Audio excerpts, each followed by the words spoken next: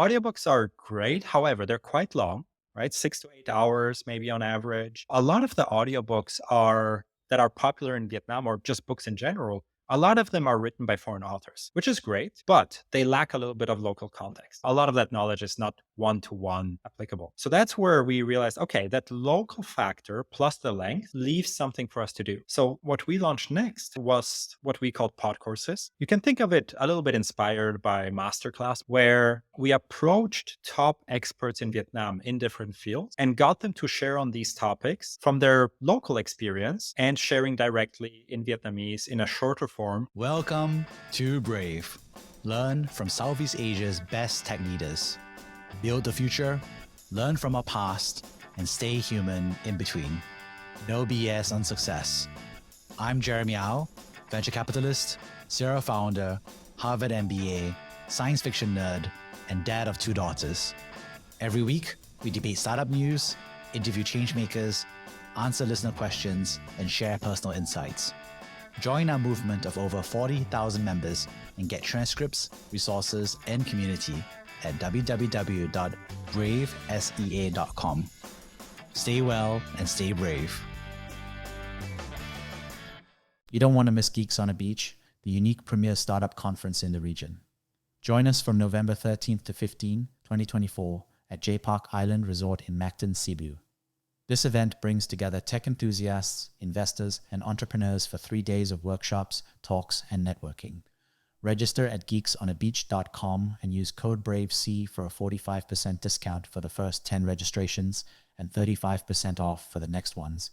Hey, Oscar. Hey, Jeremy. Good to have you on the show. Well, we've known each other for quite some time now and wanted to kind of share your journey a little bit. So could you share about yourself? Sure thing. I'm originally from Austria and I've been in Vietnam for a little bit over 8 years. I'm the CEO and co-founder of Fonos. Fonos is Vietnam's leading audiobook and self-development app. And yeah, that's what I focus on most of the time. Other than that, I'm married. I have a kid on the way, which is exciting. In my free time, I look up golf tips on YouTube, trying to fix my golf swing, which needs a lot of fixing, unfortunately. So you were studying in Vienna as an undergraduate, you're studying economics and business. What were you like as a student? That's an interesting question. Well, university in Austria is quite interesting because in a way it's free. Anyone can get into it. And the challenge, I think it's changed now, but back then the challenge was that, especially when it came to the popular courses like economics, they just had too many people that were accepted into university. So they had to make the first 1-2 years extremely difficult. And that's how they had to sift through people. So unlike in a lot of places where you get a lot of support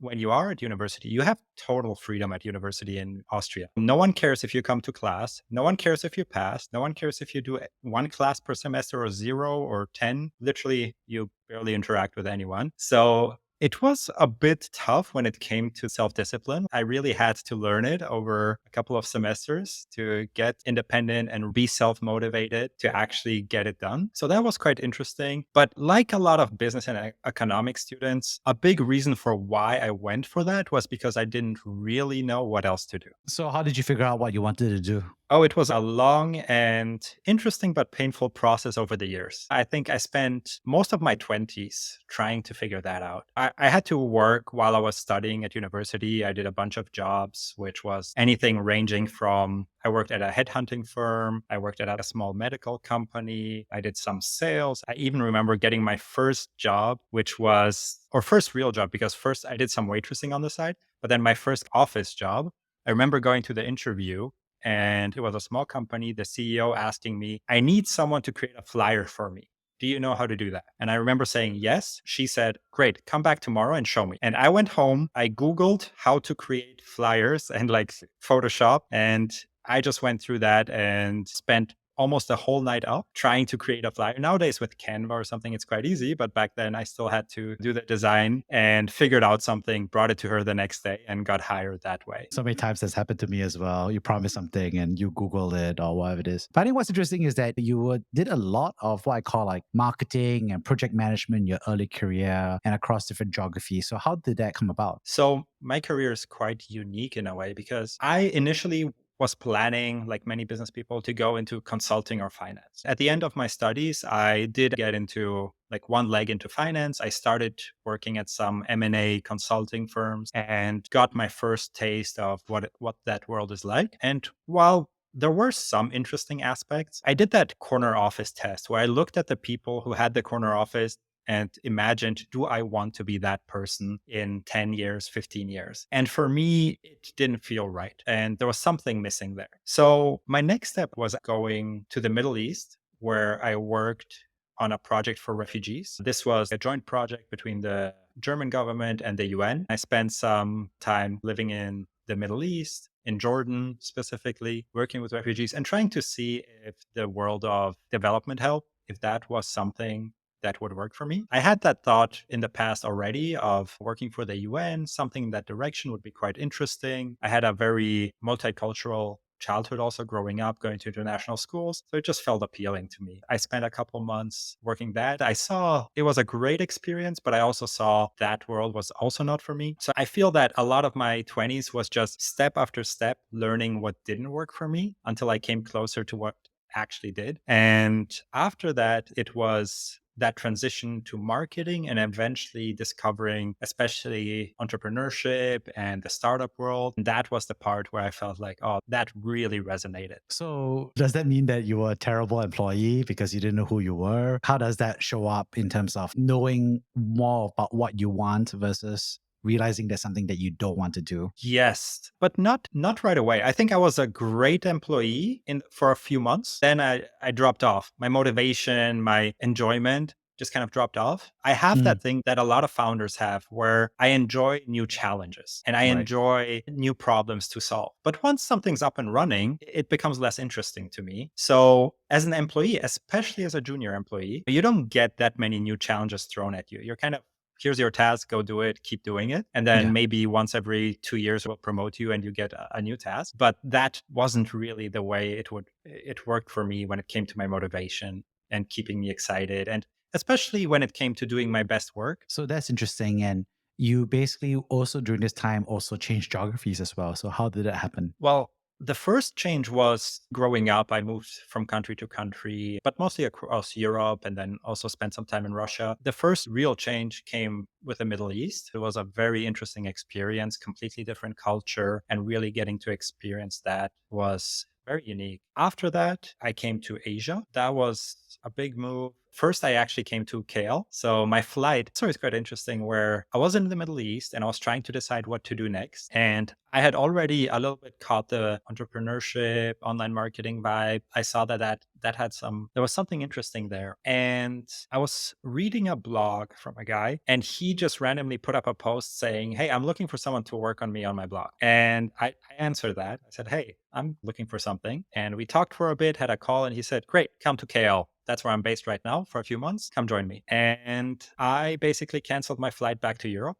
and jumped on a flight to KL to this guy that I never met before and who just was just writing a blog. That started my adventure in Asia, where over the next couple of years, I explored a lot of Asia before finally settling down in Vietnam for the past couple of years. Amazing. And how did you decide to stay in Vietnam? Because you were exploring different business ideas in Vietnam for some time. How did that transition and eventually the Fonos come about? Yeah. Initially, I never planned to have a business that was particularly based in Vietnam or focused on Vietnam. Back then, I was working remotely. So this was before COVID. So before it was so widespread. There were digital nomads, and we had a community and I was kind of part of that. I was traveling across Southeast Asia. And for some reason, when I arrived in Saigon, in Ho Chi Minh City in the south of Vietnam, when I arrived in that city, I just felt good. I just felt like the energy, the vibe of the people, the coffee culture. It just felt good to me at that point. And I decided, let me stay a couple of months. At that point, I was also tired of switching countries. Initially, when you become a digital nomad, you go through this phase where you think that, oh, I will do a new country every 2 months or so. But you do that 2 or 3 times, and very quickly you realize this is incredibly tiring. And you just end up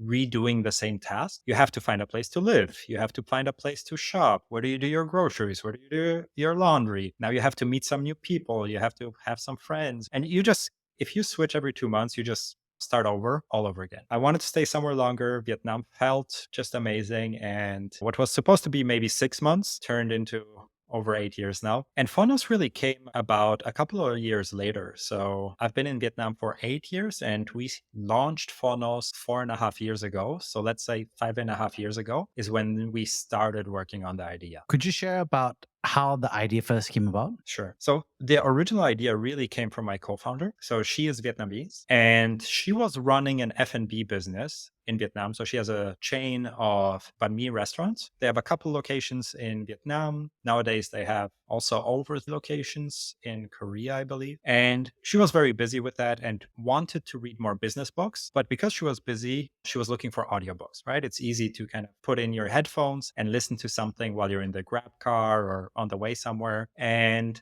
she would look at different apps and there was just nothing good in Vietnam. There was nothing at the standard that she was looking for. Couple illegal uploads, couple bad apps, but nothing that for her as a potential paying customer was really what she was looking for. So she came to me with that idea and I had spent years, a decade before that, really listening to so much audio, right? A ton of podcasts, a ton of, I mean, even meditation apps, audiobook apps. So I saw that audio itself was a huge and growing trend, and it wasn't a temporary bubble. Because for me, I saw that I was actually listening to more audio than I was watching video. It was a lifestyle thing. It was me being in the gym, me being on the way somewhere, cooking or cleaning, just popping in the headphones and having the high speed internet on your smartphone. That combination suddenly unlocked all the unused time that I had into the potential of being able to listen to something interesting. So when we looked at the idea of audio in Vietnam, I saw that, oh, audiobooks are interesting, but so is the whole audio sector in Vietnam. It felt to me that it was really underdeveloped, except for music. So in music, there were some people doing that already. But for all of the other types of audio, it felt that there was nothing strong there. And when I did my research, I saw that because me not being Vietnamese, I always have to check myself whether I'm just projecting a Western or European point of view onto Vietnam whenever I have any idea. And so I also wanted to check other countries in Asia. I analyzed a little bit the Chinese market. And that's where I saw the same trends happening of audio absolutely exploding. You had a couple startups there, or for example, Simalaya FM is a very famous, huge company. So I saw that this was not a regional thing, it was a global development. And this idea of going into building an audio app for Vietnam became interesting for us. In the early days, I remember we were discussing there were some product market fit challenges or iterations they had to go through. Could you share some of those design elements about Phonos in the early days? Sure. The biggest focus in the early days was on monetization. This is what we did very differently from others. Even before launching, I spent a lot of time on this because as I analyzed audio apps across the world, it was clear that the difficulty was having any barriers to entry. Let's take a meditation app, for example. If I make a meditation app, there's nothing stopping you from making a different one and launching it next month, right? It's really hard to build something defensible in audio. And then you have things like podcasts with an open standard. So how do you build something defensible in audio? That was a big question back then. If you want to actually build a company that's worth something, maybe you build something that gets a bunch of users, but is not able to make any money. So that's where our initial focus became on audiobooks. Even though we saw podcasts, we saw a lot of other stuff happening. But when I looked at the companies that were actually valuable in the audio space, Audible was a clear one that stood out as like a leader, a really dominant international player in audiobooks, very monetized, and people paying significant amounts of money for it. So we decided to initially just completely focus on audiobooks, even though we had long-term larger ambitions, but audiobooks as the place to start. Because if we have that, the thing that makes audiobooks special is you have copyright. If you get the copyright for certain titles, and especially if you're able to negotiate that you have some exclusive deals or exclusive right, that's something that is actually defensible. That's something that can set you apart. If you have the right, such as we do now, to Sapiens, to Rich Dad Poor Dad, to Thinking Fast and Slow, to The Alchemist, or whatever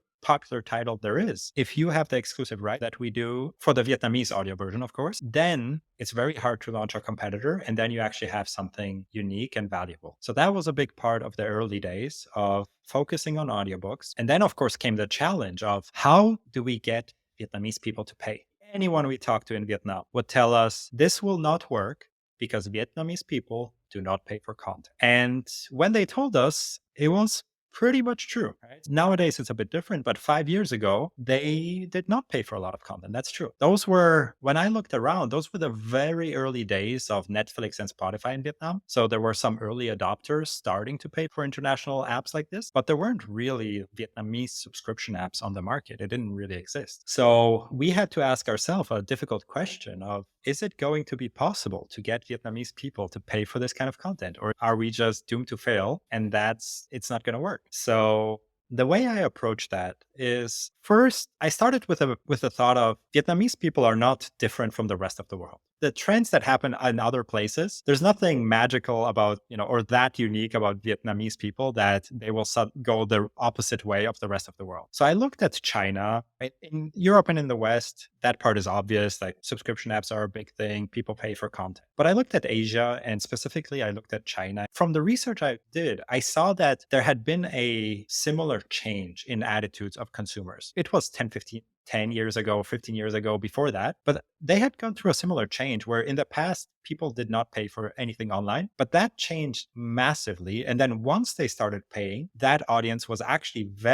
nowadays, I would say they're actually more used to paying stuff online than people in the West. So as I looked at Vietnam, I saw, yes, at this moment, they're not paying, but I see them paying in the future. And a big factor in that were the payment methods. If we look 5-10 years into the past in Vietnam, almost no one had a credit card and there were no digital wallets. So how would you even pay for something? Even if you wanted to. Let's say you want to subscribe to Netflix, but you don't have a credit card and you don't have a digital wallet. Well, you can't. You're going to go to the post office, or I don't know. You can't build a business on that. So that's when I started analyzing the market, and I saw that, well, we already had massive growth in e-wallets at that point. Credit cards were growing quite rapidly, and early adopters in big cities were already starting to pay for form of online products, whether it was Netflix or Spotify, or even just paying for ride hailing on their phone, or Grab, delivery, whatever it was. So that customer behavior was clearly changing. And I saw that the potential there, and we had to make a bet that no,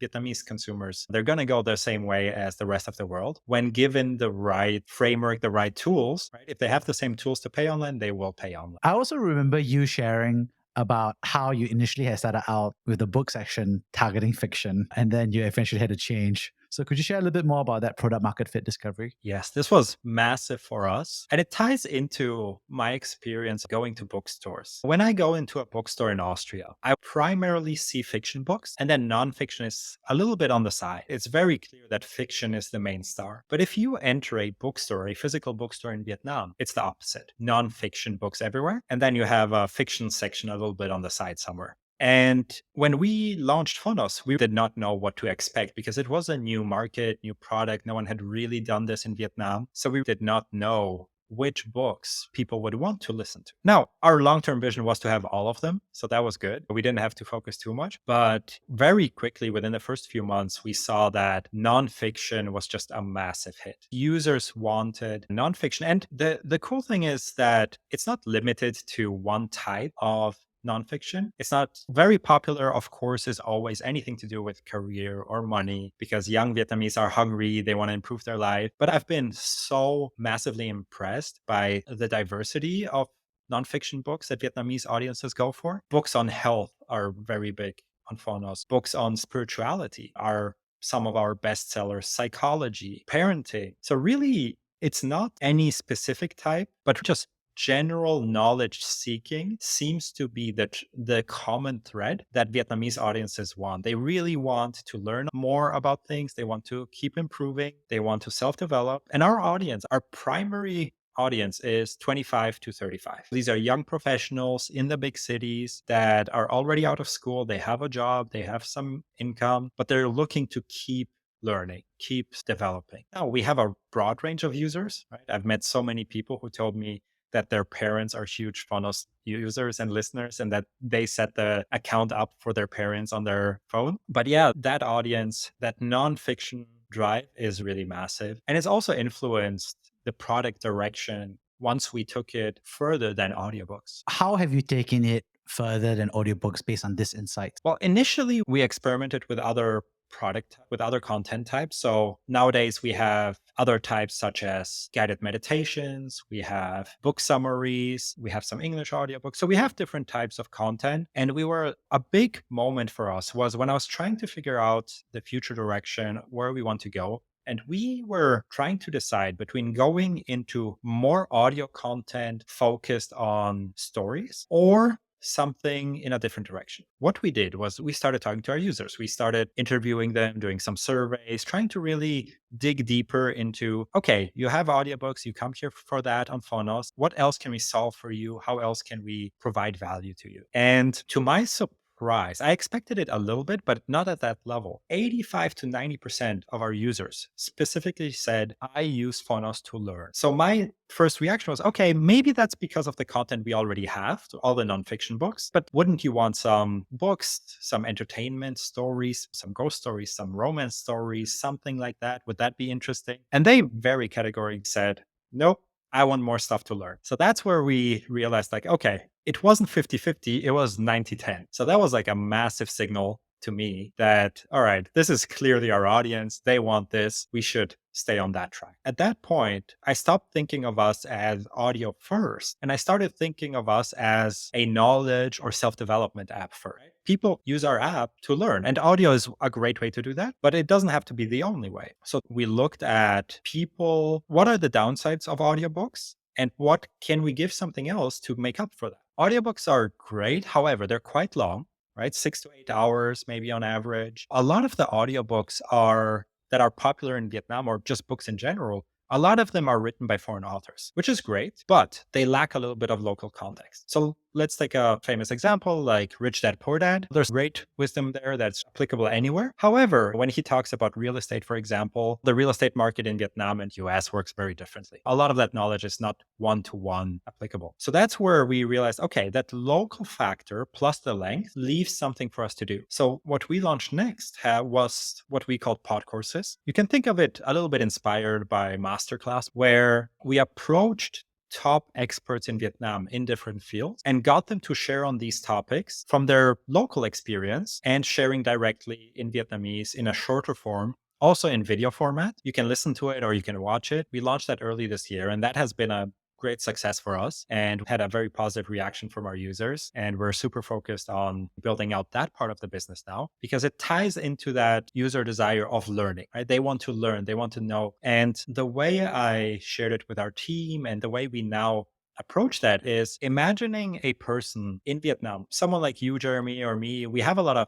privilege that we can call up some interesting people and ask them for advice, right? Even me, I can send you a message and be like, hey, Jeremy, I'd like your advice on something. Can we meet up for coffee or can we jump on a call and can you maybe help me with some career advice or business advice or something? But many people in Vietnam don't know anyone successful. They don't know someone in that field or with that experience, and they don't have a way of doing that. So the way I think of our pod courses is imagining as if you had the ability to have coffee with this expert, an expert in sales or an expert in launching a business. Or we have, for example, the founder of E474, which was a popular pho chain in Vietnam, which he built up and he then later exited. So we had him make a course on how to run and launch a restaurant or an F&B chain in Vietnam. And in Vietnam, that's a huge topic. A lot of people love launching restaurants or having one, and a lot of people are interested in that. So not everyone can call him up and ask him for advice, but that was the thought behind it. But you can watch that course and for 2 hours, he will directly share that knowledge. Amazing. I remember us having that conversation at a coffee shop around that direction as well.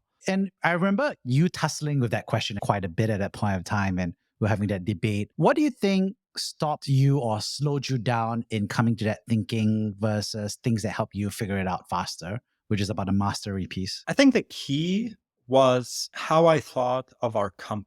So the logical step, on paper at least, for our company was to be the audio super app. So audio first, right? So any type of audio content, Phonos will just have that. And there's some validity to that approach. And it was just like the obvious fit. It sounds good to VCs. The problem was the more I looked at that as a business, and especially if you're monetizing, which was always important to us. I always wanted to have a business that's actually making money and not completely dependent on raising that next round from VCs. If you think of it as audio first, you're very limited because you essentially have to go into podcasts next, which we also thought about. And that was, I think, at the point when we were talking, I was trying to decide, like, do we go into podcasts? Do we go into audio stories? And that was the key point, was for me really switching from looking at us as an audio first app to switching to our users and being user centric first. So looking at them and what problem are we solving for them? And then maybe it's audio, maybe it's another format, but switching to that, we are an app for Vietnamese people to learn things, right? People who are busy, people who are on the go, but they want to learn stuff. They are hungry for knowledge. And then it became more clear. And actually everything fell into place of me being, all right, well, let's just come up with more stuff that helps them learn. Let's remove difficulties from that. Let's get new content that fits with the other content. And suddenly everything became easier once I made that switch. What's interesting is that when you think about mastery, Vietnam has two aspects of it. One is that it's a hungry country, focused on education, a better life for their children. So I think there's one aspect about it. And of course, the second aspect is that Vietnam is still an emerging market, right? So it's very much GDP per capita is still around $7,000 to $8,000 per year. So I think those are the two aspects. When you see the future of Vietnam, how do you see the education or the professional learning space mature or change? From what I'm observing, I think Vietnam culturally, in this regard, especially when it comes to education, follows China, the same trajectory. Chinese culture has puts a huge emphasis on education. Parents value it very highly. Parents are willing to spend on it. And it's really a key cultural aspect. I'm seeing that same trend in Vietnam. So Vietnamese people value education a lot. And I think that's also part of the reason of why nonfiction books, for example, do so well on our app, is because in some way people see it as education. And that's why they're willing to spend money on it. On pure entertainment books, it's a bit harder for them to justify it, but they see nonfiction books as an investment in themselves, which it is. And so Vietnamese people, I see continued huge investment into education. And I also see people really being quite independent with it as well, which is quite encouraging to see. So it's not just the reliance on schools, the reliance on some centers, but you see people just going to courses, people watching YouTube videos to learn something, people using Fonos. So there's quite an independent spirit in just wanting to learn. So it's not just to fulfill some checkbox of, I need to learn this or I need to learn that to get some certificate, but it's actually people seemingly learning for life, because so many of our nonfiction books are, no, you're not going to get an award for reading them. It's not really fulfilling anything except your inner need to learn. So that drive is quite large. And if you combine that with the young population that you have here, I think it's a very, very encouraging long-term sign for Vietnam. And on that note, what do you see the future for Fonos going to be? So is it more depth, more mastery, more expertise? How do you see that changing? Yes. So for now, we want to go deeper into the pod courses. Right? We've launched 20 so far. We have a huge pipeline coming up. In the next 12 to 18 months, there's going to be a ton of content that we will launch, just going deeper into all types of topics. A very interesting aspect that's happening right now for us is the unexpected development of B2B. This is something I didn't expect at all when we first launched, but over the last 3 years or so, every month we would get a couple of inquiries from businesses asking to purchase memberships. And sometimes it would be, a founder of a 10, 20 employee company just saying, hey, I want my employees to read more books. But sometimes these are businesses such as big banks or universities or big tech companies. And especially with our newest product, the pod courses, the interest really picked up even more. So now we're about to launch a separate B2B product with the same content that we're doing B2C, but with some optimizations for a B2B use case, with LMS management system, with dashboards and so on. So that's quite exciting for us, something we didn't really foresee happening. But just the fact that we already had businesses emailing us or calling us asking to purchase it, it's kind of like a pretty good early sign of there's something there for us to pursue. Wow. Well, you've gotten me, my brain fizzing with ideas already. But on that note, could you share about a personal time that you've been brave? The time that comes to mind is something I mentioned earlier. When I canceled that flight from the Middle East back to Europe, and I got on that flight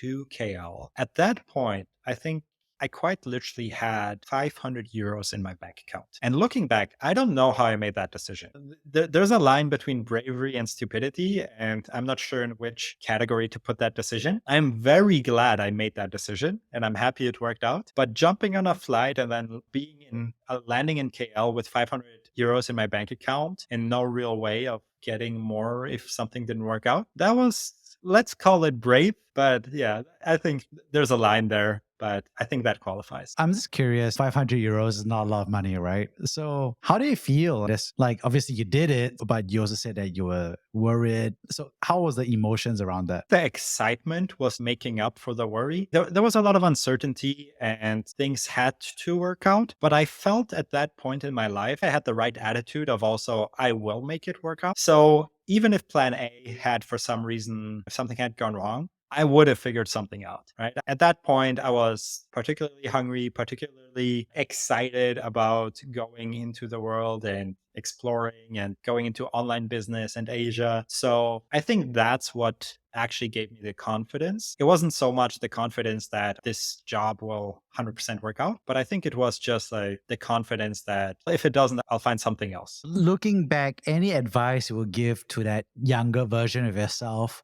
with 500 euros who canceled that flight? I don't know if that advice really applies as much to young people. Like, as I'm getting older, I feel that the advice of trust your gut, I feel more often than not is really true. And I really tend to listen to it. My journey made no sense if you go from M&A to development aid in the Middle East, then some online marketing, and then starting a business in Vietnam. There's no logical thread. I kind of, every time I made a decision, trusted my gut that if it didn't feel right, for some reason, M&A didn't feel right. For some reason, development work didn't feel right.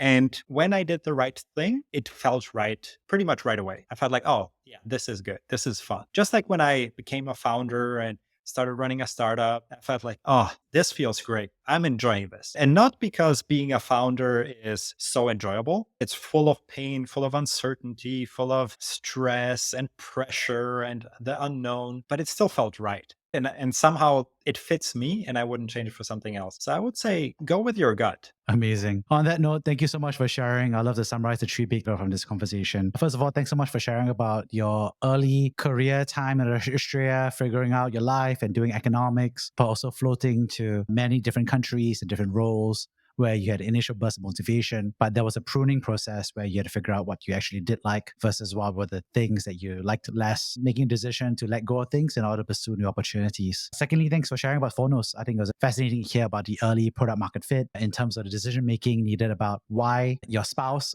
needed learning. And so she wanted to learn something and hear something. But more importantly, you testing out that it was nonfiction versus fiction that was superior, but also figuring out that the future direction of the company really became from a mastery and learning perspective superior to that of being an audio super app.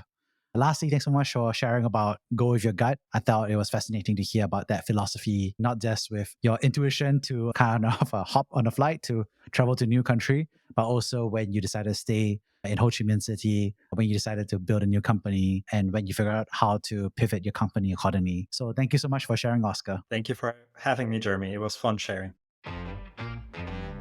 Thank you for listening to Brave. If you enjoyed this episode, please share the podcast with your friends and colleagues. We would also appreciate you leaving a rating or review. Head over to www.bravesea.com for member content, resources, and community. Stay well and stay brave.